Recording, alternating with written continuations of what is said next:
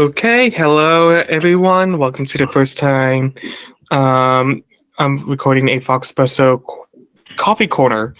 Um, this is entirely improvised, and I'm Foxpresso. I'm a fox who loves coffee, and I'm here with four other people. We have John Crescent, we have Panda, we have Joji Bear, and Euro or Kitek. Yeah, just call me Euro. Euro. Okay. Awesome. Feel free to introduce yourselves here in a bit. I'll edit this because I'm speaking like ahead of myself. Basically, I guess the first topic, this podcast is just going to be like a little bit of expansion on like some videos that I've already released. In this case, I did a whole series on planning for conventions, and one of the topics that took up a majority of that series was traveling. So we all have our experiences when it comes to traveling to conventions. And I've been to about 30 something of those in the past 13 years. But let's get a whole introduction of everyone else in here. All right, I guess I'm going to go first here. As mentioned earlier, I'm John Crescent, and I'm a wolf. And I live in the Denver area, and I have a very big interest in travel. And I usually just generally like flying, but if the destination is close enough, generally not opposed to driving either. And I think that's about all I can introduce for now. Okay. Well, I'll go second then. My name is Joji Bear. I'm in the Los Angeles area in the South Bay, Redondo Beach, California. About 6 miles south of LAX, so it's ideal for me to just get on a plane and go. And I grew up in Inglewood, which is, literally under the flight path of LAX, so I'm used to planes flying over all the time. And I love to travel. I've been to 32 conventions, including the 2 virtual I did. And usually I love to fly and I love to drive. So it's up to what convention I go to. So FWA, I would fly. If it's FC, I drive. Of course, Golden State FurCon's in my backyard, so literally I could just walk. So there you go. So that's how it is. You're a brave soul for walking along Century Boulevard. Or Aviation Boulevard, either one. I guess I can go next. Okay, my name is Alex. I go by Euro, and I am in the Minneapolis-St. Paul area. My persona is a Wooskiee, but my fursuit is of a jaguar. I am a bit different. I come from the anime fandom before I moved into furry, although I have had a persona since I think about 2004. I have been, I think, to about 57, 58 conventions, although many of those have been anime conventions. I want to say I've been to about 19 different instances of FurCons. I prefer, either flying or going to conventions by car. I haven't gone to a convention by train or by bus.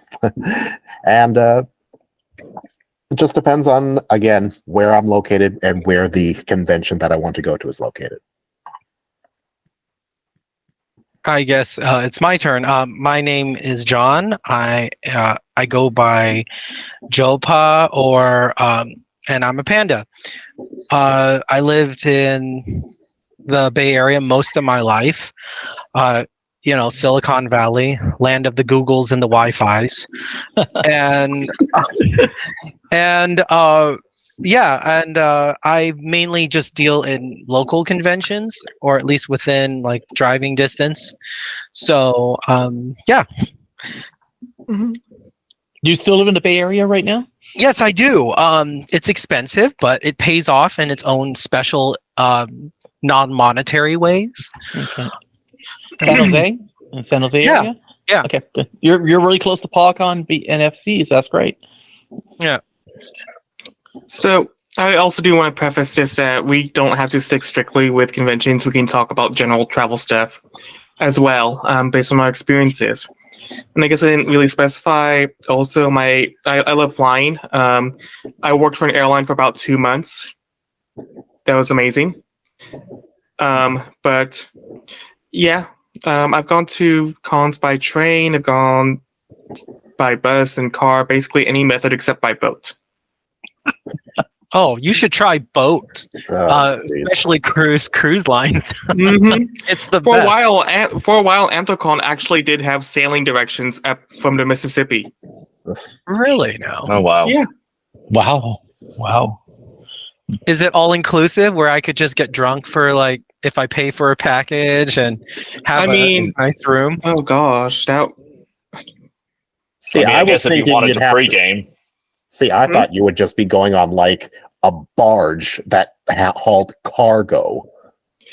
there are river cruises up and down the Mississippi.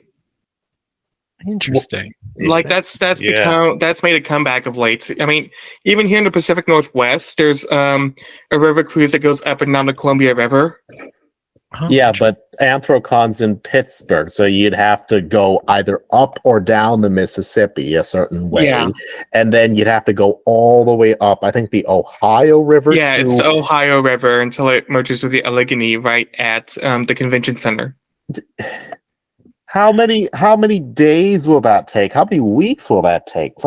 My God! That is actually, I should make a video about that. I mean, it's not something I would be willing to do because it takes a lot of time, unless, someone wants to commission me to do that, but that's a whole different topic. I mean, I have a local who has talked about wanting to do that on an Mhm. offhand comment, and I said, like, okay, that does not sound very feasible. Like, no, I but it mean, would probably be a lot of fun. it would be. I mean, that would actually be an experience, like a once in a lifetime experience, in the sense that you can do it once and probably only once.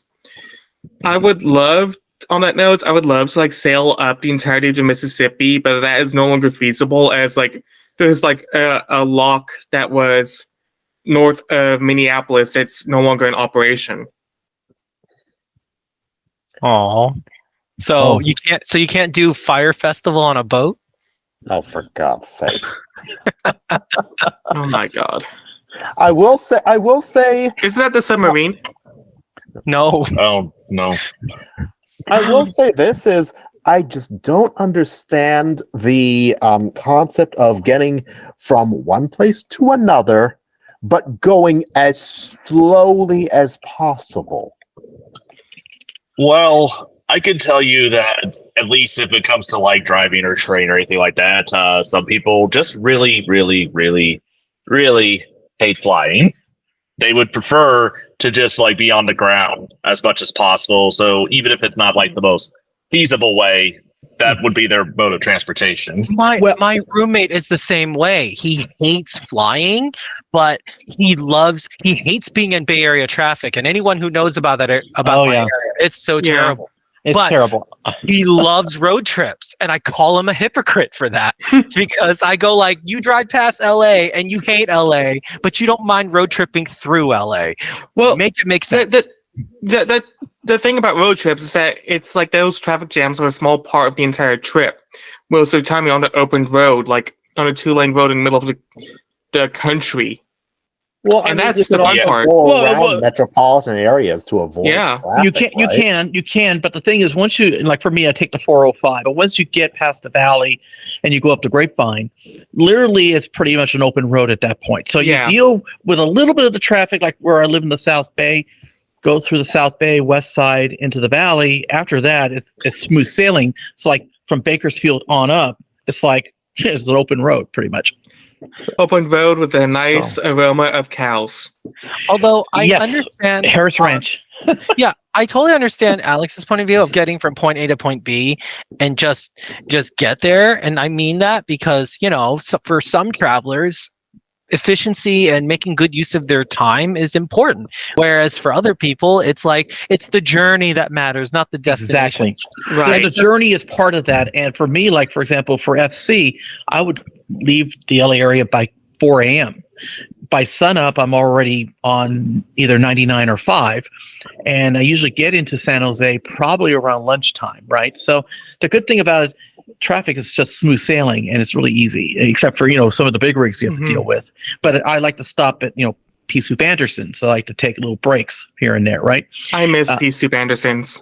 Yeah, the one Centinela, and then you take 152 up to 101. So the good thing is that I like that drive, especially like that morning drive going there. One of the coolest tips I ever had from my roommate who loves road trips, there's one thing, I always grew up going, when I was a kid, my parents, we all just hop into a van and we just drive down to Southern California to visit my grandmother.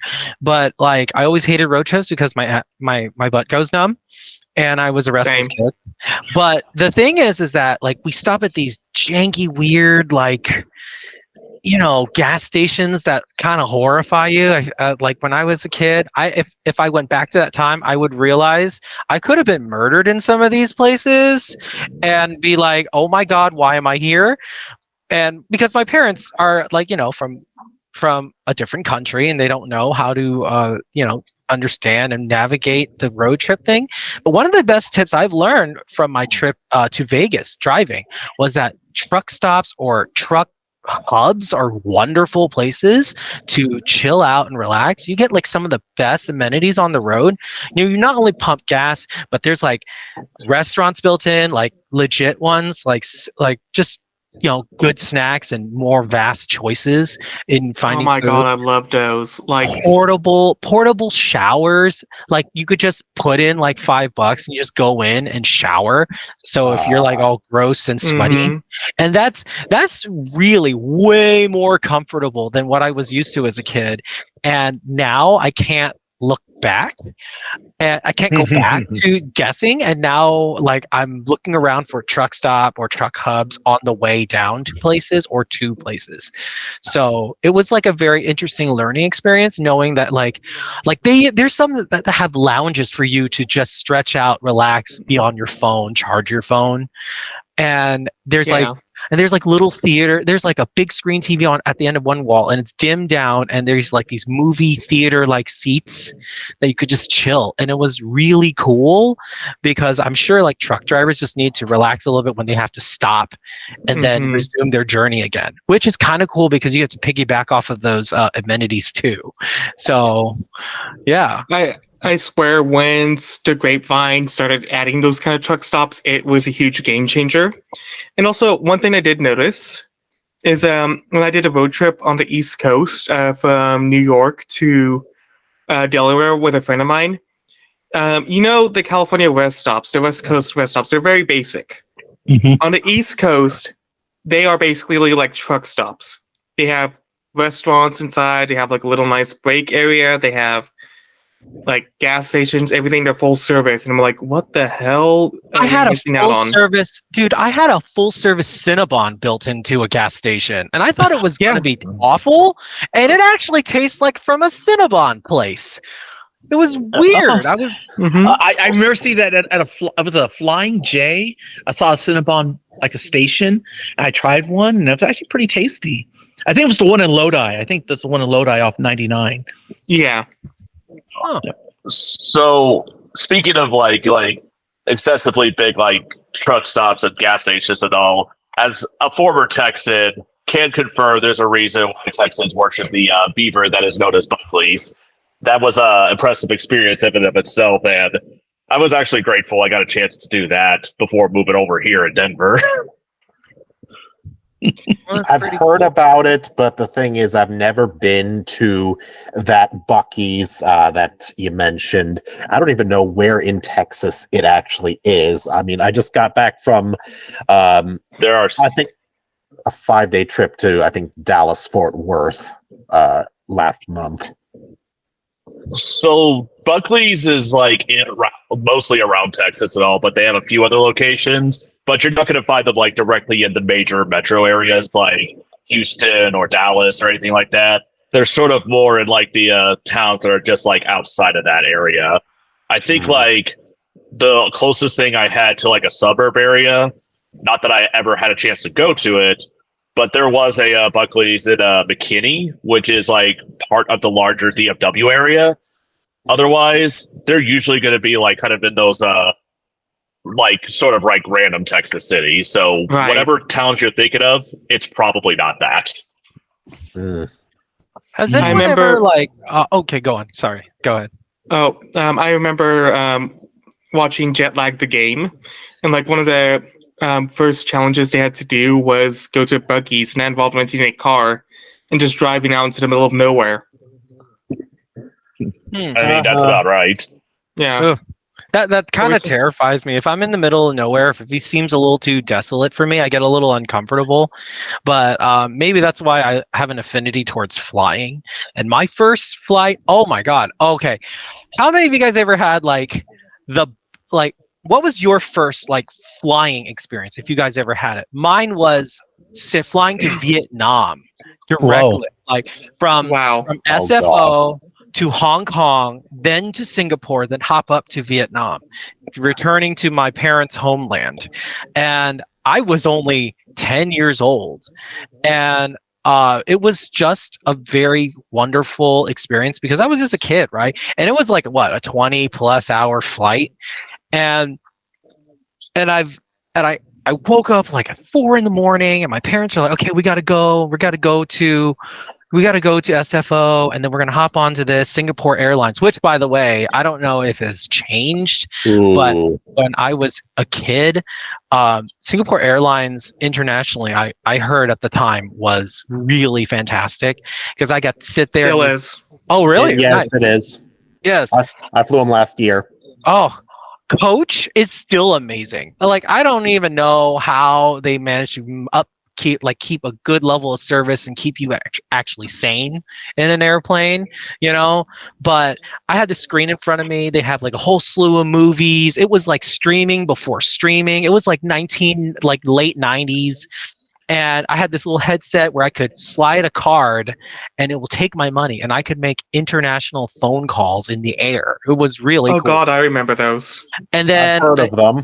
Heard they're It's really inside- expensive. yeah, I know. That's why my parents got really mad at me if I tried to when I accidentally dialed something. Nothing went through. Thank God. My mom was like, "Son, don't touch that number. If you do that, we get charged so much, and then we have no money for the Vietnam." Okay, and I was like, "Okay, Mom, all right, put it away." So like there were video games on board. I could play Super Nintendo games, Zelda, Link to the Past, Kirby, like these classics, right? And there was Mrs. Doubtfire that was on, and that's my first introduction to the movie. And it was entertaining. The hours flew by and the meals were great and the service was fantastic. And that was like one hell of a first time for a flight for me as a kid.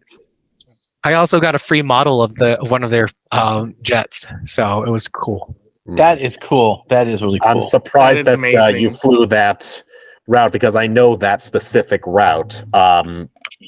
I kept trying to get on that specific route in either business or first class, the Singapore to Hong Kong route. Nope, Oh. haven't. But I was gonna say, Oh, go ahead. oh, sorry. There you go ahead. So I was mostly gonna relay probably my first time I flew on my own, because while I did have some memories of flying, I don't really have a lot of them. But I took my first flight by myself to Portland, Oregon, back in 2005, and living in Oklahoma City at the time, not a major hub to anyone, and I was using those like online booking agents and all because they said that was the best way to do it.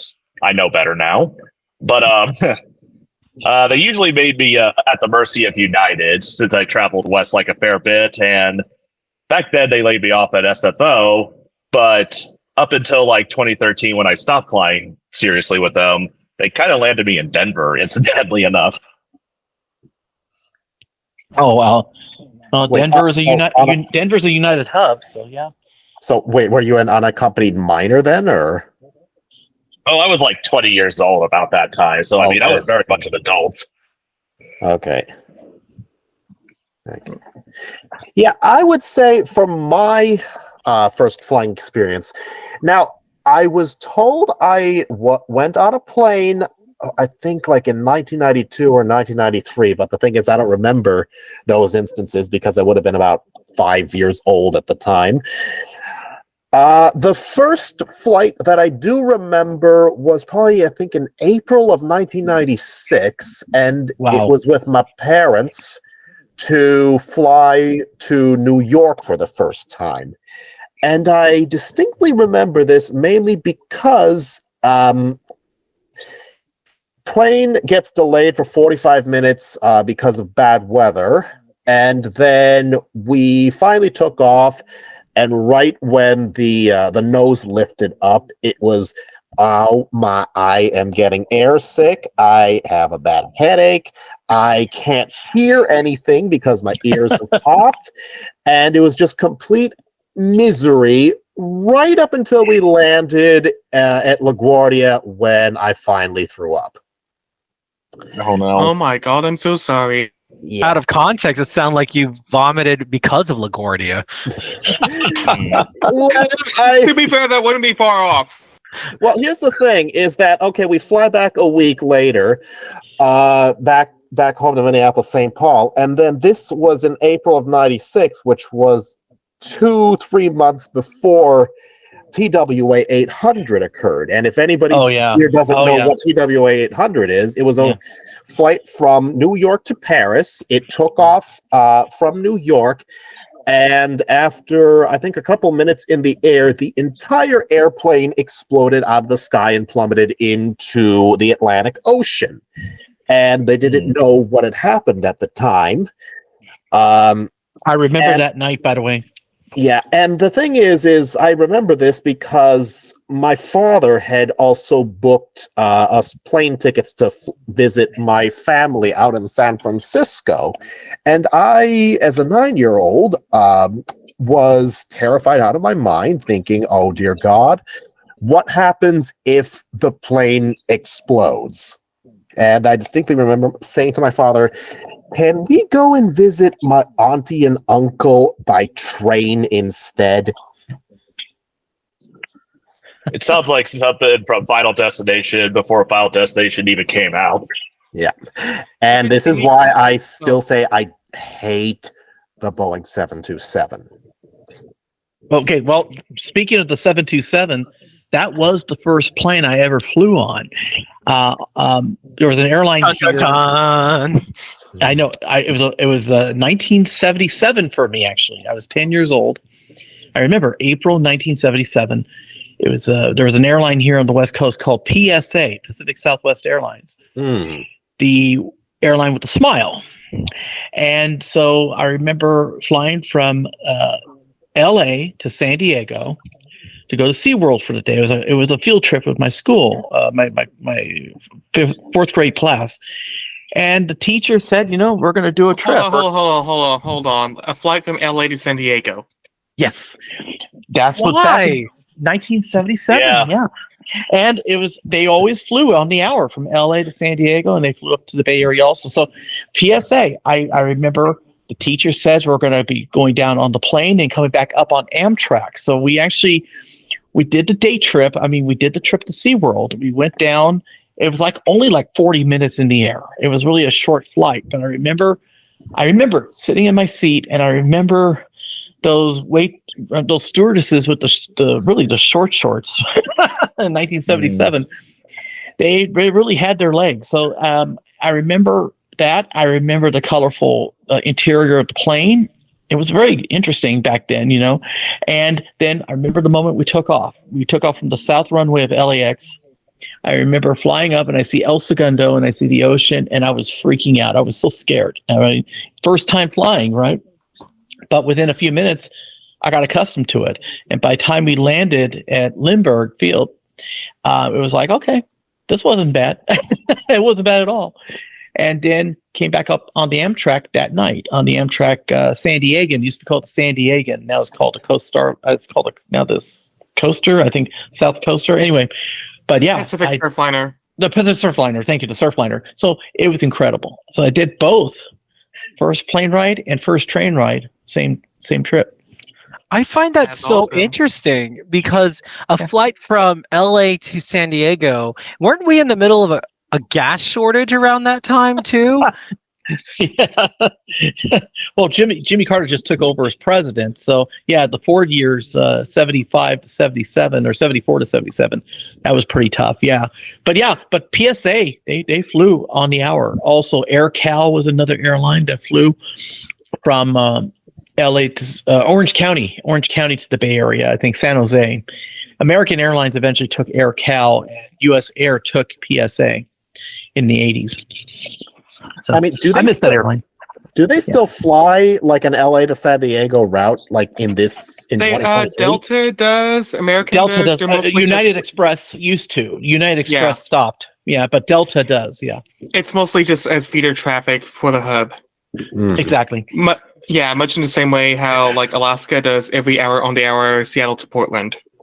It just seems wild to me to travel like that, because that would be like if I took a plane from like Dallas to Oklahoma City to visit family. Like, yeah, I could do it and it'd be shorter, but I'd rather just drive the 3 hours at that point rather than just, be 30 minutes in the air and not even barely get comfortable.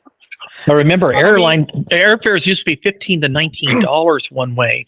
And of course, with gas prices in the 70s, yeah, it would be about the same, if not a little bit more, maybe. But you think Also, about it. security was a lot different back then.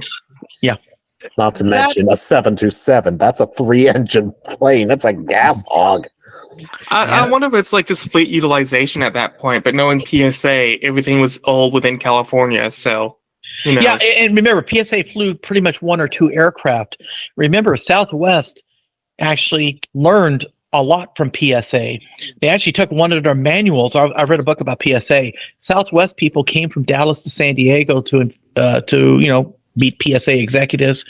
Took one of their manuals instead of Pacific Southwest Airline manual. They took out Pacific and just said Southwest Airlines manual, and they kind of copied PSA's formula.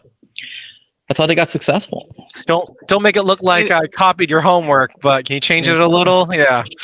Yeah, and it's also like why airfares were cheap for them, because at the time, there was still the whole airline regulation, which the federal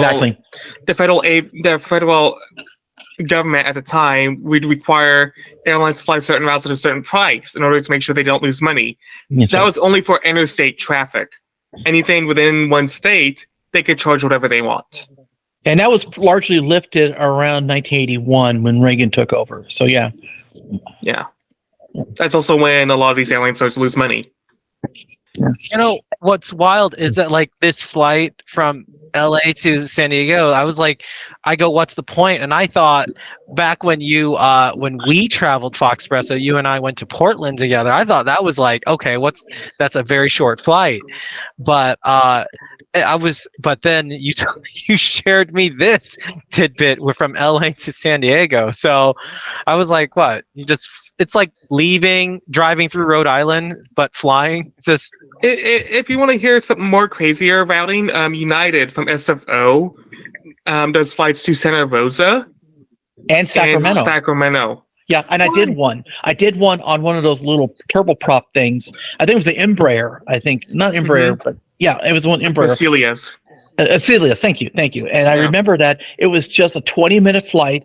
I remember flying over Walnut Grove and Rio Vista and going to Antioch. I remember it was just literally just hugging that coast, up down to SFO. And I just remember, my God, this was just a 20-minute flight. And I did that about 10 years ago, I think. Yeah, it was like a feeder plane, but still, it was a lot of fun. Mm-hmm. And it just reminded me, again, that when you're a 10-year-old kid and you're flying from LA to San Diego on PSA, that 30 minutes felt really good. I mean, it was like, a very memorable experience. For some people, it was just ho-hum, just a normal day. But for me, it was something that I never forgot. Yeah, I get that. Now, like it kind of reminds me. My first flight was probably on par to what Jopa dealt with. Oceana Airlines, San Francisco to Seoul, and then Seoul to Manila, and then from there, Cebu Pacific from Manila to Bacolod. Oh wow. Around 20 hours or so, roughly. Ooh. I was on a Boeing 747 for the first 2 flights. I was around 6 years old. It was around May 2000. And I remember seeing this. Like, I was in what is now San Francisco's Terminal 2, something I would eventually end up finding myself in a lot of the time as an adult. Long story. But back then, it was the international terminal. And I remember seeing this giant plane in front of me. And I thought, as a kid, like, wow, wouldn't it be cool to go on the upper level? Mom, why are we walking past the stairs? Why are we walking past these larger seats? Oh, there's a TV screen. This is going to be fun. Why is there nothing playing from the TV screen? Wait, are they showing me all these... Why are they telling us all the stuff that happened to the plane crashes? Are we going to crash? Oh, But it was interesting. It's like I saw the map. I was excited about that. It was like, oh, wow, we can see where we're going. And that's when I learned like the whole date line and everything. But like as soon as we took off from San Francisco, as Jopa, you would know about San Francisco, it's cloudy. So I thought like I'd be able to see stuff outside. It's like, no, cloud cover, nothing until we were about to land in Seoul. But like it, as like Joe had mentioned, like once you actually see everything from above, it changes your perspective on everything.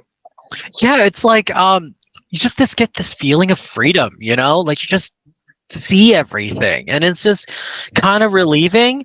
I mean, I have a fear of heights, you know, but as long as I feel all pressurized in a safety metal tube, I'm good. The charter bus with wings, and I'm okay. But you know what? One of the things I can't stand though in flying is that you just feel so tired when you're done with the flight. You're just like, because I've learned later, like I think a year or two ago, that everyone, you know, who are in like, you know, crammed into seats in an airline, they feel tired after a flight because it's the little vibrations of the plane and you adjusting you in the seat and tensing up because there's so many people around you. And nothing will show this difference and the feeling of not being tired after a flight when you go travel first class for the first time. And that is such a game changer because thanks to Foxpresso, who was ever so generous one time in my life, the first and probably only time I traveled in first class was the flight from SFO to Portland. And what blew my goddamn mind was that I was sitting there and I was in this nice wide seat. I was spread out. I was given a water bottle. I was given a warm towel to clean my face. I was given like a fun tiny little menu of little snacks and meals. I felt like such a pretty princess. And and I was about to like go into character because of this nice treatment. I remember you dressed up that little charcuterie plate as if it was like a 5-star luxury meal from New York. Yeah, I know. And I that time though, Foxpresso, I was so tempted to clap my hands and go, "Garçon, approach me, please. Oh, God, I desire a Coca-Cola." So, I have to admit, that was the only time I've ever been carded for an alcoholic drink on a plane. Thank you. Well, were the alcoholic drinks included, like free? Yeah. First class on most airlines. First class, which I guess for the record, for an international perspective, is coded as business class. And for a more international perspective, it's more or less like premium economy. Is basically get free edibles, like snacks, or if it's long enough, you get meals. And then free... Yeah, I realized my phrasing. And then free alcohol included. Phrasing, I said it. Goddamn phrasing. Yeah. Can we bring back phrasing and rotation? Yeah. Can we? Oh my God. Are we not doing that anymore? You know what I love about it is that like these little snacks are these little touches that are what make flying so fun for me. Yes, you know, I feel like I feel like a duchess of the sky. and it just feels so nice. But when we I've fallen landed, in love with Biscoff. oh, me too. I love it. Oh, Yes. oh, How about ruined me how forever. about the strudel waffles Look. on United? Oh my gosh, I never got to love try Hold the on, soup. hold on. Oh, it's okay. Uh-huh. I was gonna say controversial take about Biscoff. That's just basically sweetened sand. Oh, we can't be friends. I'm sorry. Okay. No, but Yeah. but if you haven't had anything to eat all morning, and that's the first thing you get, I'm gonna chomp that down. I will say that on let's see, I don't know if it was my last United flight or if it was another United flight, but it was just a simple hop to Chicago, and they served the That's It fruit bars. Ooh. And I'm like, okay, can other airlines please start serving these, because it's just fruit, but instead of like an apple or a banana, it's individually wrapped and it's easy to consume and it doesn't take up a lot of space. Healthier than a Alaska used to offer fake bars in premium class. Ooh. I've never had Fake a fig bar bars? I never had a fig bar on a fake plane. bars. Never. I want to say I have. I don't remember when it was though. It's like elementary school memories right here. I think the only thing I get is Biscoffs and strudel waffles because I fly Southwest and United pretty much. So that's and American does the Biscoffs as well, because coming back from FWA, I got a whole ton of Biscoffs. So yeah. Yeah. Okay. So going back to the first class experience, right? So with the nice meal and the comfort and everything, it does make a difference because you have so much space. You don't have to bunch up yourself and basically curl into a ball in coach. But once I stepped out of the flight, Foxpresso, the first thing I've noticed was I didn't feel tired at all. I didn't feel exhausted. I didn't feel rushed. I felt like I just took like a nice little car ride for like an hour and no more. And I just stepped out and I was just ready to take on what Portland has to offer.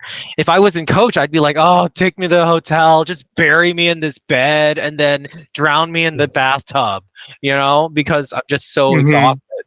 And I hate how first class is so expensive, but my God, I would love to fly like that again. The price difference has dropped a lot in the last few years. It has. I actually was able to fly. I had a premium economy ticket. I usually fly a premium economy on American for FWA from LA, because LA FWA is Atlanta is one. It's just a nonstop flight, right? So I'm willing to pay extra to get into the premium economy, and I just paid for my ticket. By the way, $623 round trip for next year's FWA. I just got the ticket. Sounds about right for Atlanta. Yeah. So they said that I could upgrade to first class for just $199 more on one of my legs. I'm tempted to do it, but then again, I probably will wait, but I shouldn't wait because those seats will get snapped up. Okay. Here's the best question. Which leg are they upgrading you? Is it like a long one or a short one? If it's from LAX, it's probably nonstop. It's a nonstop flight, so and that's why I chose American. I choose American to fly because it's on an A321. It allows me to because I take Joe Bear on the head on the plane. I have it in an IKEA bag, so I make sure I put Joe Bear either under my seat, and it can fit under the seat, either in a premium economy or not first class, but they have bins above. They have single bins, so I could just put my head in and nothing else. And I keep an eye on that. So if anyone tries to open and try to put stuff in it, I'm sorry, there's a mascot head in there, right? So I stop them cold. But yeah, the nonstop is great. A321, nice comfy seats. And I choose to pay extra for that because I know what I'm going to get. Usually it is on right now for just the return flight. The return flight Monday for next year. I'm hoping to get the outbound. I prefer to get the outbound than the return, but then I'm not going to mince words. I'll like to get both. So I mean, wait, you actually? Oh, go ahead. I was going to say it would depend on how much luggage you're bringing and how much you usually pay for your checked bags. Because if you have a fursuit and all of your stuff, Yeah. that's already $70, $80 Exactly. each way.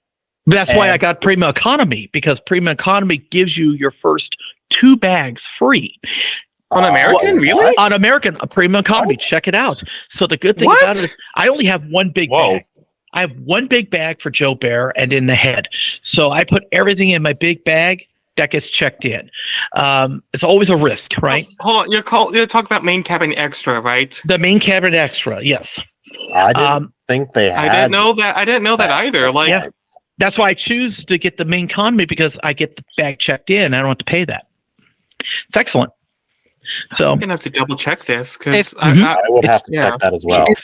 By the way, if you're going to going first class or premium on your way back, I think that would be a better call for you anyway, because the last thing you want to do is feel exhausted when you make it home. exactly. I'm thinking that the return flight would be great because, again, the glassware, the free alcohol, the hot meal, Not and to mention, like, you're also tired from the con and everything. I'm going to be going through PCD next year, especially after Furry University. I mean, I love the theme is coming back after 10 years. So yeah, after FU2, I'm like, okay, I'm not going to get effed on the plane going home. So yeah, that'd be worth it. yeah. So, I did take a look on American Airlines website. Do you have like any kind of status with American Airlines by any chance, Joe? I do. I have. Okay. Yeah. Oh, that's Yeah. why. Yeah. So I get 'Cause 2 I bags just- checked. So yeah. Yeah. It's Because through I your just checked status. on American Airlines. The main cabin extra does not include a check bag. Yeah, if I'm you've not got it through your mistaken, status. huh? You've Yeah. got it through your status. I have status with United and American. So That'll be why. I only have status with Delta myself. I'm just Alaska MVP. I have never had airline status. I have a credit card also with United. I have the Mileage Plus Explorer card, which actually gives me club passes to United Club as well. And I already used it up this year. So you're talking about like the basic one that gives you like 2 passes every year, right? Yeah. The $95 one. Yeah. But it's worth it because I fly probably United 3 times a year. I get my money back and more. So now that I have funny you thing- here, It's Yeah. 95. It's 95 Mhm. a year. Yeah. Yeah. okay, that's not bad. So since I have you guys here, I just want to bring you guys a neat special offer just for you with introducing the Alaska Airlines Visa Signature Card. Just for this limited time only and this captive audience, you get 70,000 miles that can be used until we devaluate even further, thanks to our new partnership with One World. Here's the thing. I dumped all of my Alaska airline miles about 2 years ago because of like the rules that they had and how they were going forward with charging a lot more points for their partners. And I basically Yeah. have abandoned them for a loyalty program. I dump everything for my One World travel onto American Airlines. Yeah, that's Gotcha. the one thing I've noticed. Like, they recently increased the prices for Japan Airlines, which kind of killed like one of my plans for going across the Pacific. And they even like raised their like little short hops domestically from being like 5,000 miles to being 75,000 miles, and they got rid of the chart too. Like, I'm kind of like miffed on that. And yeah. Well, for me, here's the thing: is that Alaska Airlines is a has a U.S. centric award program, and what I mean by that is, if you want to redeem points for Japan Airlines for U.S. to Asia, that's not a problem. But you cannot redeem for certain segments on Japan Airlines. Say if you want to redeem for just Japan to, say, Southeast Asia, like Malaysia or Singapore, You can't do that with Alaska Airlines.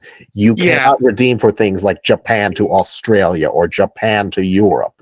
So I'm like, this is, I don't like this.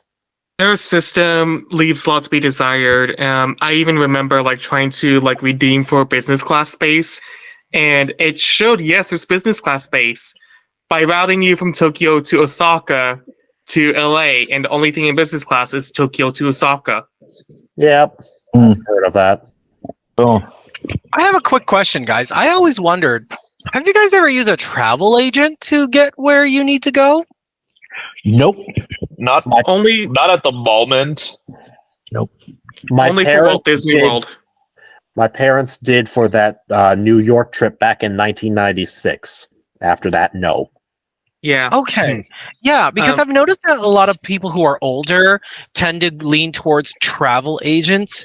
And one of the things I've learned, because I have a friend who's working towards being a travel agent right now, and compared to the prices that we get from just booking the things ourselves, I found out that he, with his connections and his ability as a travel agent, he could actually get us or get people around the same price, like maybe $10 more. But I asked him, so why should I pay $10 more? I'm cheap as hell. I'm real stereotypically Asian about it, and he laughs in my face and he goes about like, well, duh, because you are Asian. But he has explained to me that that travel agents have direct lines with airlines apparently, where if something goes wrong, they can call up. You can call up your travel agent and they will fix things that go wrong, like flights that are canceled or hotels that are overbooked or something, and they just magically like work through that very quickly. And That's yeah. a big plus. That's a big plus because especially if you're going to do international travel, like when I went to India, I did travel agent for a trip to India to see family. So that worked out pretty well because if I had a problem, I could talk to a travel agent in Culver City. She was available. But this was back in the 90s. This was like back in like 1998. Things have changed since then. And I really haven't used a travel agent in like 25 years, to be honest. I think like the main reason why you'd use a travel agent nowadays is if you're going to a country or a place that wouldn't be a good idea to like just do on your own. Like say if you were like visiting China or Exactly. China. Because right now the U.S. government already put a warning to for Americans flying there. You know that today, right? So the thing is, just imagine, if there's a country I want to go to, like for example, Malaysia or something, you know what I mean? I might look at a travel agent, because I've that's never probably been a there. good idea too. Like if you were like going to a place that you're not familiar with and it's too intimidating for you to research, travel agents are good for that. The most common one I've seen, and is probably the most ridiculous one I've seen, and I could go into a whole rant about this. Walt Disney World. Oh, that sounds like hell. There are several dedicated travel agents just for that resort alone because of all the ridiculous amounts of like hoops that Disney has placed specifically on that resort, and the amount of pre-planning and stuff just to make everything right, that in order for a family to enjoy it, they have to just go through a travel agent. Yeah, I've noticed that keep with that my basket friend. going. Yeah, my friend who's trying to be a travel agent, he wants to specialize in Disney. So apparently there's just a lot of travel agents available. But one of the Disney things pays those travel agents. And they pay them. Yeah. That's why there's no commission fee when you consult those travel agents. It's because Disney pays them. Oh, okay. Well, they're gonna get money as a result anyway. It's just kind of like it's a form of synergy. It's kind of like they're channeling that money. Yes, they're gonna pay, but also in terms they're gonna get the money back. Well, it's like you want to be able to customize for like a Disney trip. You want to be able to customize it to each individual family's like specific preferences and make it as special as possible, because the thing is, because Disney is so it's an expensive trip. It's a very difficult to coordinate trip because you're probably going to be traveling with lots and lots of people, all of whom have very specific schedules to adhere to. Oh, and they're located in different parts of the country. Can you imagine? Yeah, family in Arizona, one and grandma in LA, and then you're up here and in the Bay Area, or and Foxpresso is like up in Washington, Oregon, and then someone goes, "Let's all go to Disney World," and that's a nightmare. And a travel agent would be so helpful in that kind of situation. Exactly. Yeah. Exactly. And combine it with like the changing like policies of Genie Plus, which is like their skipped line thing. Yeah, travel agents are like a lot better at that. Oh, and you know what? I'm surprised furries don't use travel agents more often, because one of the major things I've heard, because I only go to local conventions, but from what I've heard is that like a lot of things go wrong when you're going to a con, flying to a con, leaving a con, losing your luggage and everything. And I would figure, I just realized now that a travel agent would have solved a lot of the No. wrinkles in that. No. And it doesn't? No. Does it? Okay. No. Here's I mean, we're talking about I do my luggage own and such. thing. I I will- do my own thing. So yeah. I will say this. A lot of people are something called penny wise, pound foolish. Well, And this is also- probably why Yeah. they choose Southwest over everyone else, because they see him as the cheapest, or more recently, choosing some combination of Frontier or Spirit. And then Oh, no. Well, I get to see on no. Twitter on like how bad the experience was afterwards. Well, and- the problem that has happened nowadays is that most furries pick Southwest because it has free checked bags. I've noticed that people who actually pick Spirit pick it because they know what they're getting into. What I have noticed is people who pick basic economy and don't read the fine print. Oh, Exactly. God. Exactly. The thing is, Spirit Airlines, I've never flown Spirit, guys, but I've heard horror stories. The thing is, sadly, for Pittsburgh, LA to Pittsburgh, the only nonstop flight is on Spirit Airlines. So if I want to go to AnswerCon next year, which I'm hoping I can, I'm not going to fly Spirit, even if it's going to be that nonstop, because I would prefer flying, maybe American and go through Charlotte, or you know what I mean? Well, Yeah. I've heard because Pittsburgh is an expensive airport to fly into. I've heard that what some people do is they would fly into a nearby airport and then rent a car and drive the rest of the way. Philadelphia.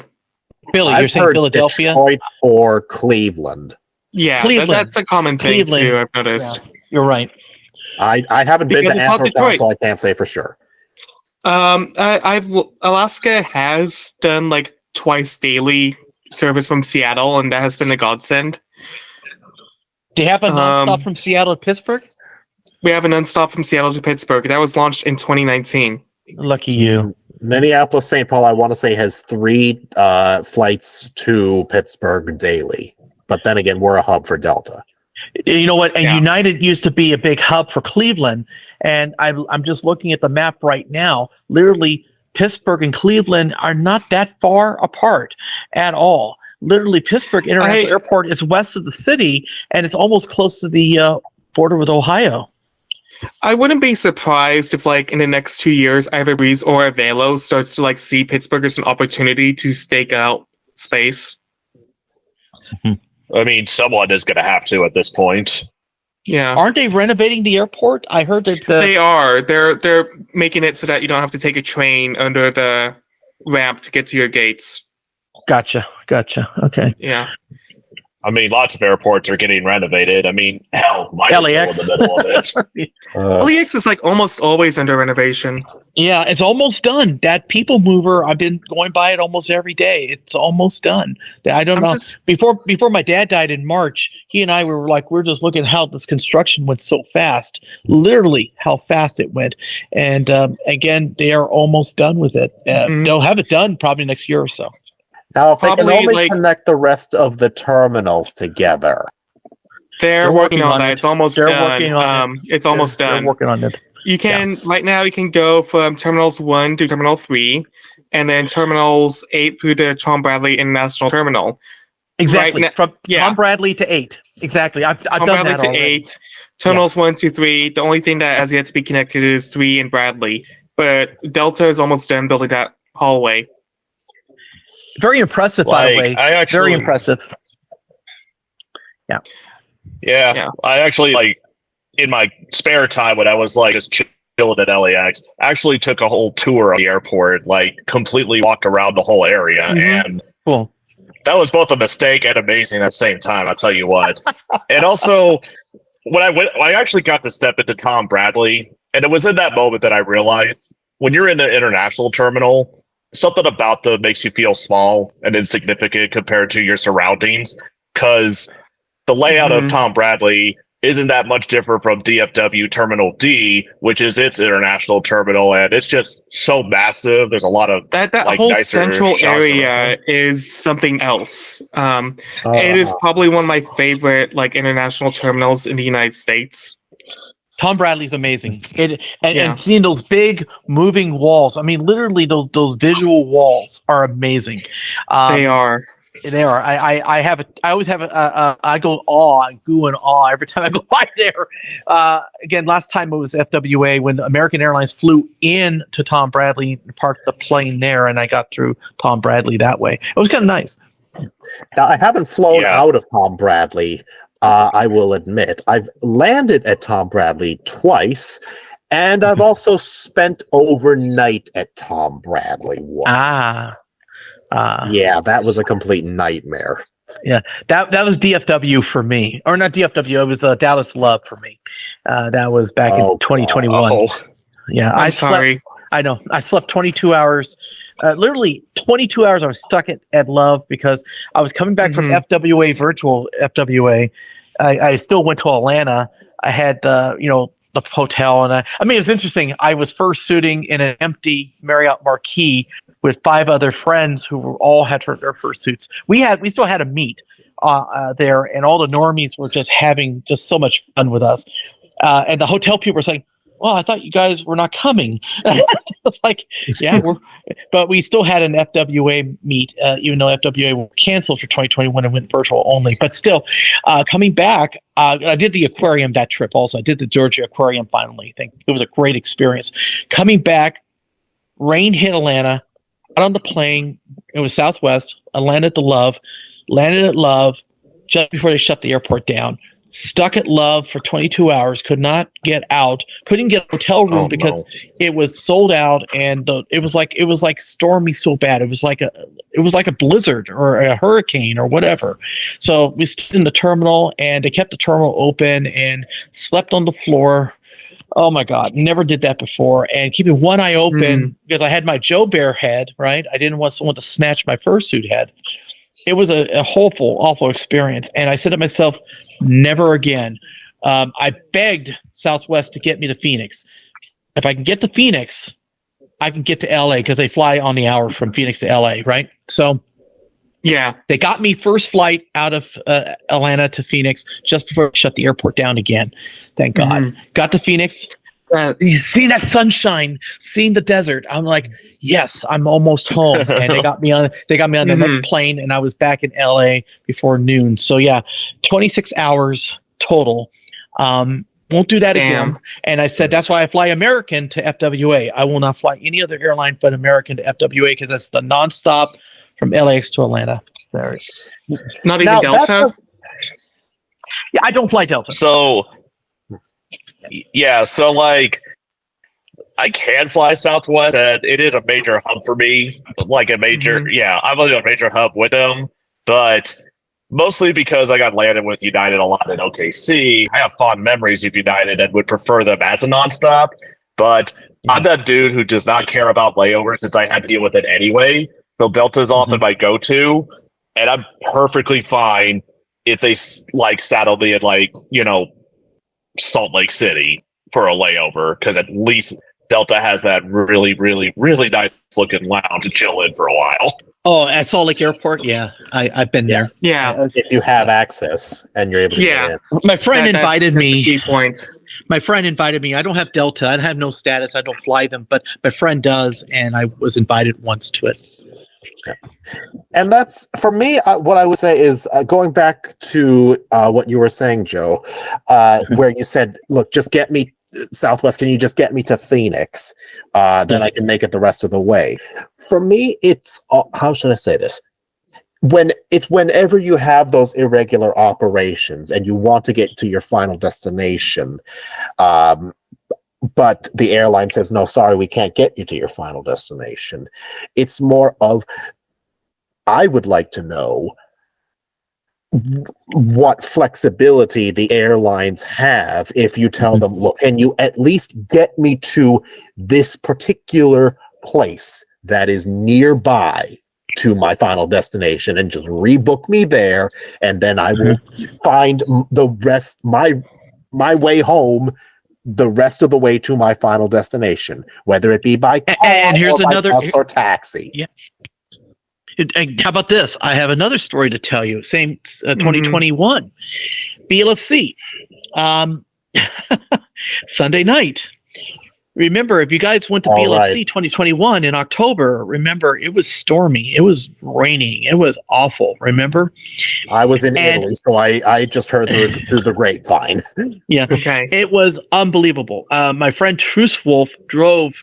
He left Sunday before I did, and he drove all the way back down to LA. I don't know how he got through the Sierra, but he did before they shut the Sierra Nevada leg of I-80 down at Truckee. So he got back into LA, but the thing is and it rained all the way. It rained all the way from NorCal to SoCal. And for me, I was able to get on a plane by sheer luck. Let me explain. I had a flight from Reno to LAX. It was a late flight, about 8:55, right? And it got canceled when I got to the airport. And these two ladies at the Reno Southwest counter were so sweet. They, I asked one of them, there's no other flights to LAX. She says no, but we can get you from Reno to San Jose to Ontario. And I said to myself, Ontario. But then they saw my Joe Bear head, and they have the Free Moms Hugs logo on it. The bear, right? And one of the other ladies said, "You know what that is that you have on your bag?" I was like, "Yeah, it's Free Moms Hugs." That lady who pointed it, she's actually a member of Free Moms Hugs, and she works for Southwest. She says, "You know what? I'm going to get you home." And you know what she did? She got me ticketed from Reno to San Jose to Burbank. She says, "This is the best I can do for you. You won't get into Burbank until midnight, but at least I can get you as close to LAX as possible." She went the extra mile for me because she knew that being a gay furry, she knew that, and she knew the furries were in town. The fact that she wanted to get me on the plane, she could have just easily said, forget it, but she went the extra mile for me, and I got her name and eventually did write to Southwest. So the thing is, more of the story is get to someplace close. My friend from Orange County came to Burbank and picked me up. My friend Ken picked me up, and he's a furry as well. So the thing is, I had a friend in need. Friend picked me up indeed. So that was my story. Beautiful. That's nice. That is Yeah. Yeah. And the whole be flexible is something I was taught when doing training for my airline, is that when using the free flight benefits, because you never know if you're going to be able to make it back. Always have several backup plans, just in case if you're not able to make your original plan. And it makes sense. Yeah. Also, if you haven't noticed, Jopa had to leave. Okay. But he did want to get a good answer to the question that he brought up that we kind of talked over him for, about why travel agents just would not be able to work well for furries. Uh-huh. I think it was brought up a little bit. Euro, you said furries can be a penny wise, pound foolish. Yep. That's true. Yeah. Yeah. Again, with going furries and flights, you want to get the cheapest flight. And again, travel agents, in a case like that, you want to look at a travel agent for special occasions, like for international travel or something. When it comes to domestic travel, I kind of go lone bear on that. You know what I mean?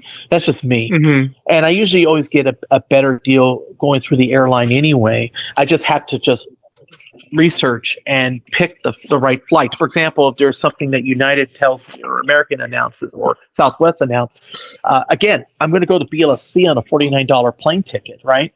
Can't get that really from a travel agent, right? So here you go. It's also basically you have to know when to when to say yes, I will book it now. Do I make a decision? Yes or no. You have to be decisive. You have to know when to move forward, when to back out, and basically you have to prepare. You can't just say yes. We're gonna do this, and it's going to work out exactly as I planned. It doesn't work out that way in travel. Usually doesn't. It doesn't. Yeah, but then it's sometimes you do not have any real flexibility on it. So, like, yeah, you could try to have it, but some people who travel do have a strict time frame that they have to adhere to. And if the plans get like jumbled somewhere, then what do you tell them? Well, for me, it's more of the preparation portion of it. Have you booked your plane tickets yet? No, I haven't. Well, you better get on it because the prices are going to go up within a week or two. Yeah. Or, oh no, this flight is sold out, so I have to take this other flight. I have to get a connecting flight or whatnot. And this is why my personal strategy, and it's also one that I posted on my video tips on flying, is to use fare trackers like Google Flights so you can get a good estimate of how much you need to budget. Mm-hmm. And then when you're ready, you can go ahead and book the flight. I haven't really used that yet. Maybe I should. Again, I go just to 2 or 3 airlines and I kind of just see what the fields are, right? You know, what they're offering. Same here. I usually only fly Alaska, and if I can't get Alaska, I fly American. But I use Google Flights because if you use Google Flights and you're ready to book, it redirects you to the airline's website. Yeah, it pulls the same data from the airlines that airlines are publishing on their websites. So to me, it's like it's a no-brainer. And it sounds like I should try it out. Mm-hmm. I just bounce between legacies.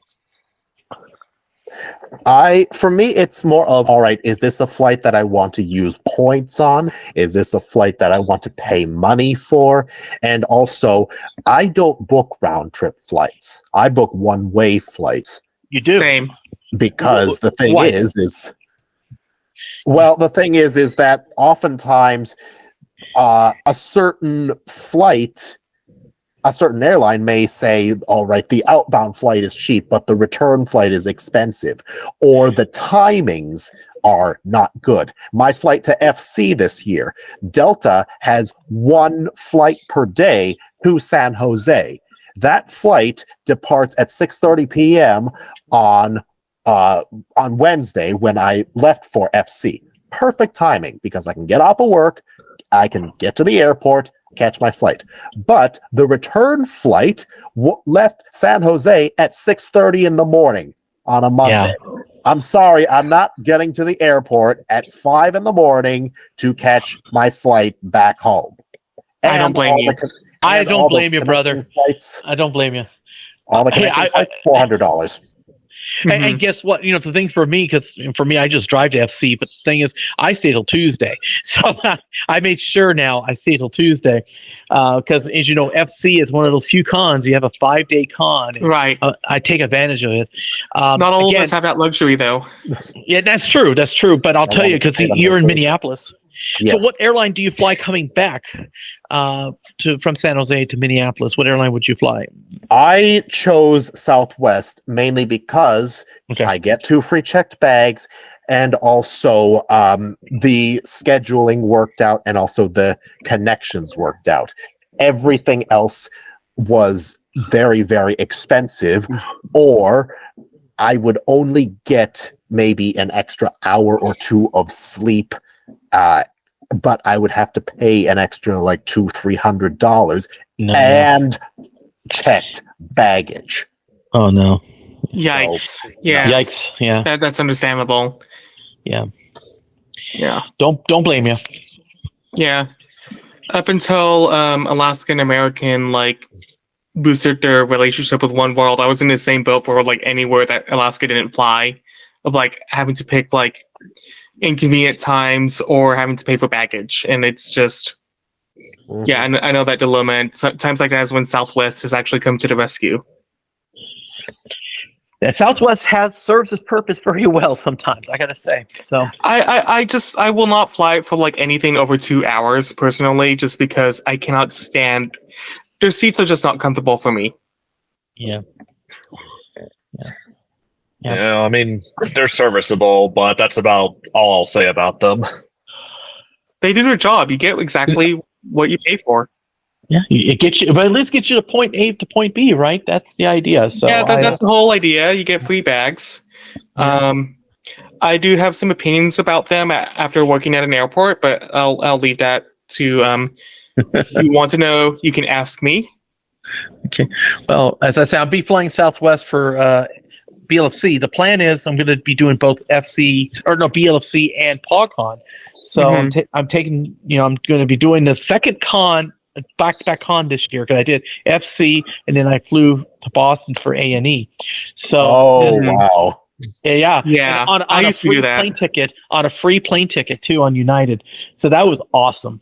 But and I used my club passes in Boston, by the way. So that was kind of cool. But That was nice. yeah. But and as I said, I like going to Logan. It's a great airport. Anyway, so coming for this is how I'm going to do it. Fly LAX to Reno on Sunday, the 29th of October. Of course, I'll be there from October 29th to November 3rd.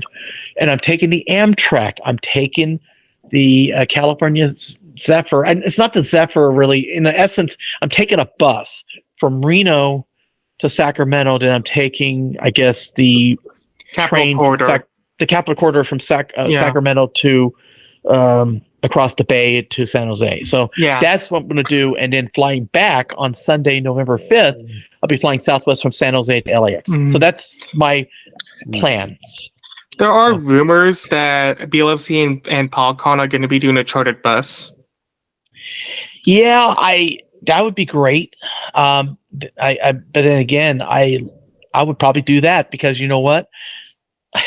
But I use points for my Amtrak, so I have like 18,000 miles or points with Amtrak, so I wanted to use that. I've been on Amtrak since the pandemic. You know that it's been 3 years now. Yeah. So I used to take that specific train line a lot when I lived in the Bay Area. It's the best way to describe it is it's literally the Pacific Surfliner. There's nothing really special about it. Yeah. You're right. What I would say is it's more of a question of how many people are going to actually do the whole back-to-back BLFC and PogCon. Probably just enough for one chartered bus. Probably. I like to know more. And Foxpresso, if you can get more information on that, pass the word over to me because I'm sure they're going to be making an announcement once they find out more information. So I'll just leave that up. I'm sure there'll be a lot of liquor flowing. So. Oh God. Wow. I don't drink much anymore, but it's kind of. I'm sure some folks will. I mean, I basically drink when I travel anymore. I only drink when I fly, which is probably the worst time to drink. Well, you're right. You're right. I disagree. Do I drink when I fly? If the airline serves it to me, yes. And usually it's when I fly internationally. Yeah. It's like when it comes included. Yeah. Well, here's the thing, okay? Because we were talking earlier about flying out of San Francisco to Asia. Well, my first San Francisco to Asia flight was to Hong Kong on Cathay Pacific. Nice. And this was the first time I had been to Hong Kong. It was 2014, and I used my points to book a first-class ticket.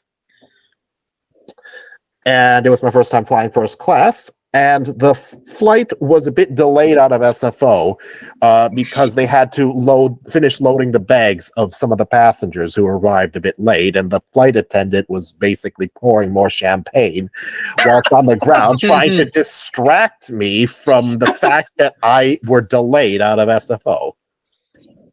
I'm I not mean, it got you to complaining. calm down, didn't it? Well, I mean, I wasn't. I'm not going to. I'm not going to complain.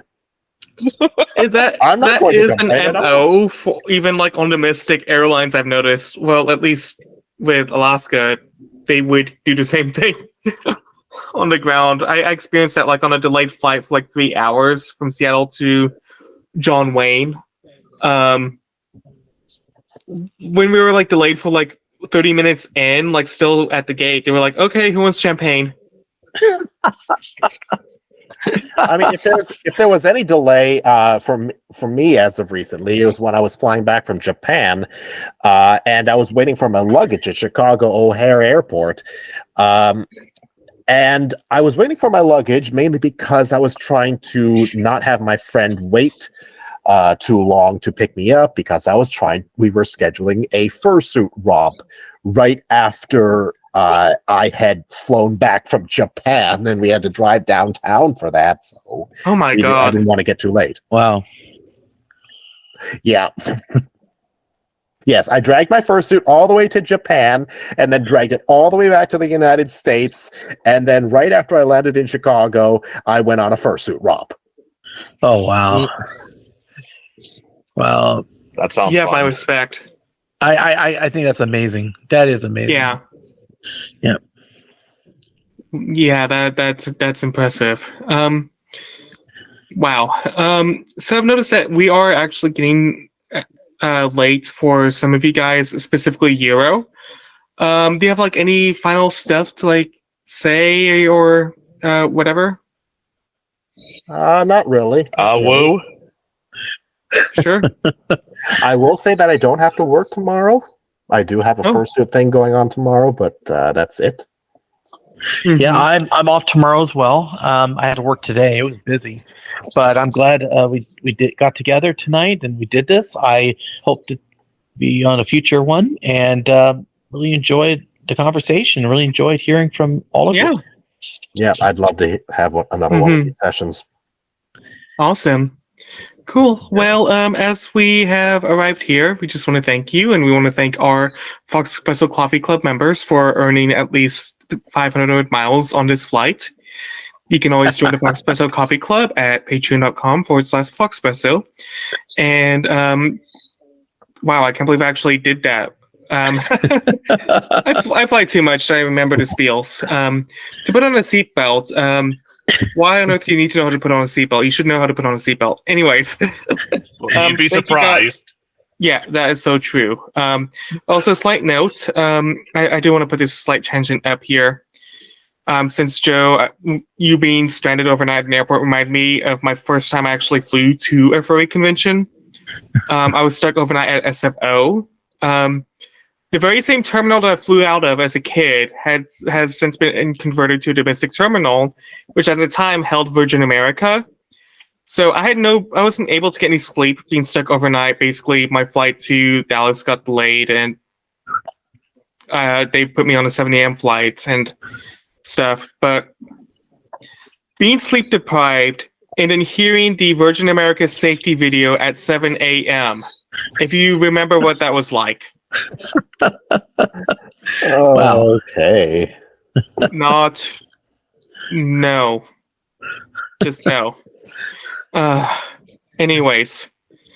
Thank you guys for joining this. It has been a lot of fun, and hope you guys have a good night, and thank you for listening. If for you viewers, if you like this, please leave a comment wherever I posted this. And have a good day. Take care of Foxpresso. Thank you, Alex. Thank you, John. Have a good night, everyone. Thank you, everyone.